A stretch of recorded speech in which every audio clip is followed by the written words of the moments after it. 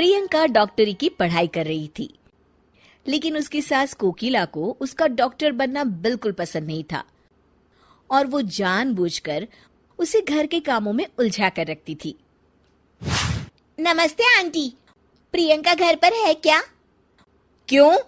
कौन है तू और तुझे क्या काम है मेरी बहू से? जी, मैं उसकी सहेली नीलम हूँ। कल उसका एग्जाम है ना, और उसने मुझसे कुछ किताबें पढ़ने के लिए मंगाई थी, वही देने आई हूँ। अच्छा, तो तू है नीलम जो सारा दिन फोन पर मेरी बहू के कान भरती रहती है। देख लड़की, अगर आज के बाद तूने मेरी बहू को कुछ उल्टी सीधी पट्टी पढ़ाई तो मुझसे बुरा कोई नहीं होगा। और खबरदार, अगर आज के बाद तूने मेरी बहू को फोन किया या दोबारा इस घर में दिखाई दी। अरे माँ जी, पता नहीं आप किस जमाने की औरत है। मैं तो सिर्फ आपकी बहू की मदद करना चाहती थी, लेकिन क्या करे, बेचारी की फूटी किस्मत है जो उसे आप जैसी सास मिली है। ठीक है, जाती हूँ मैं। हाँ हाँ जा, बड़ी आई मुझे भाषण देने वाली। तेरे जैसी बहुत देखी मैंने। शाम को प्रियंका अपने पति के साथ घर आती है। माँ जी, मेरी सहेली नीलम आई थी क्या? अरे बड़ी बदतमीज है तेरी सहेली, बड़ों से बात करने का जरा भी ढंग नहीं है। उसे तो मैंने डांट के भगा दिया। हे भगवान, अब क्या होगा? कल मेरा एग्जाम है। अरे तेरी इस बेकार की पढ़ाई में क्या रखा है? बड़ी आई डॉक्टर बनने। चुपचाप घर के कामों में ध्यान दे। कल मेरी कुछ सहेली आ रही है, उनकी खातिरदारी में कोई कमी नहीं होनी चाहिए, समझी? जी माँ जी। प्रियंका की सास मुंह फुला के वहां से चली जाती है। प्रियंका का अगला पूरा दिन अपनी सास की सहेलियों की आवभगत और घर के काम में बीत जाता है और प्रियंका एग्जाम नहीं दे पाती। उस रात प्रियंका अपने पति करण को सारी बात बताती है। अब क्या बोलूं, ये माँ भी ना। कोई बात नहीं, अब तुम अपना मूड ठीक कर लो, अगली बार अपनी एग्जाम की तैयारी अच्छे से कर लेना। फिर कुछ दिनों के बाद, अरे कोकिला बहन, तेरी बहू है क्या घर पर? अरे क्या हुआ भारती, तू इस तरह लंगड़ा क्यों रही है? अरे क्या बताऊं कोकिला, सीढ़ियां उतरते वक्त मेरा पैर फिसल गया और मैं नीचे गिर पड़ी। मेरे पैर में बुरी तरह सूजन आ गई है, इसलिए तेरी बहू से दवा पानी कराने आई हूँ। मेरी समझ में नहीं आता, लोग छोटी छोटी बातों को लेकर डॉक्टर के पास क्यों भागते हैं? अरे बस तेरा पैर मुड़ गया है ना, ला अभी खींचकर सीधा कर देती हूँ। ला दिखा तेरा पैर। कोकिला भारती का पैर पकड़कर जोर से खींचती है। मर गई रे, मेरा पैर। अरे क्या हुआ, आराम मिला?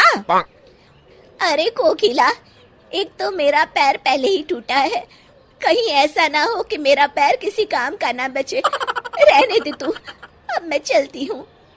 भारती वहां से चली जाती है। थोड़ी देर के बाद प्रियंका घर आती है। अरे कहाँ मर गई थी सुबह से? माँ जी, मैं अपनी किताबें लेने गई थी। प्रियंका अपने कमरे में चली जाती है। अच्छा, इन किताबों ने इसका दिमाग खराब कर रखा है। ये किताबें ही सारी मुसीबत की जड़ है। क्या रद्दी पेपर, लोहा, प्लास्टिक, खाली बोतल। ए रद्दी वाले, यहाँ। जी माँ जी, अभी आया। ये सभी किताबें ले ले। अरे माँ जी, ये सब तो अंग्रेजी की बड़ी बड़ी महंगी किताबें लगती है, आप इन्हें क्यों बेच रही हैं? अरे नास पीटे, तुझे क्या करना है? कौन सी किताबें हैं कौन सी नहीं? तू तो बस अपना काम कर और इन्हें लेकर यहाँ से चला जा। जी माँ जी। रद्दी वाला प्रियंका की सारी किताबें लेकर चला जाता है। प्रियंका को जब इस बात का पता चलता है तो वो बहुत दुखी होती है और अपनी पढ़ाई पूरी करने के लिए लाइब्रेरी जाने लगती है। कुछ दिनों के बाद, अरे मर गई रे। क्या हुआ माँ, तुम्हारी तबीयत तो बहुत खराब हो गई है। आज अपने बंगाली बाबा के पास से दवाई लेकर नहीं आई आप? अरे नाम मत ले उस बंगाली बाबा का, वो तो खुद अपना इलाज नहीं कर सकता, मेरा इलाज क्या खाक करेगा। ठीक है माँ, मैं प्रियंका को फोन करके बुला लेता हूँ। प्रियंका लाइब्रेरी में बैठी पढ़ रही होती है। तभी उसके पति करण का फोन आता है। जी बोलिए करण। माँ की तबीयत ठीक नहीं है, तुम जल्दी घर आ जाओ ना। जी मैं अभी आती हूँ। थोड़ी देर के बाद प्रियंका घर पहुँचती है। क्या हुआ माँ जी? सुबह से माँ की तबीयत ठीक नहीं है। फिक्र मत कीजिए माँ जी, आप मुझे एक बार अपना चेकअप करने दीजिए, सब ठीक हो जाएगा। अच्छा ठीक है, बहू जैसी तेरी मर्जी। प्रियंका कोकिला का चेकअप करती है। शुक्र मनाइए माँ जी कि आपकी बीमारी वक्त रहते पता चल गई है, वरना आपका ये इन्फेक्शन फैल जाता और लेने के देने पड़ जाते। प्रियंका अपनी सास को एक इंजेक्शन लगा देती है और कुछ दवाइयाँ खाने के लिए दे देती है। अब आप एकदम ठीक हो जाएंगी। कुछ दिनों के बाद कोकिला पूरी तरह ठीक हो जाती है।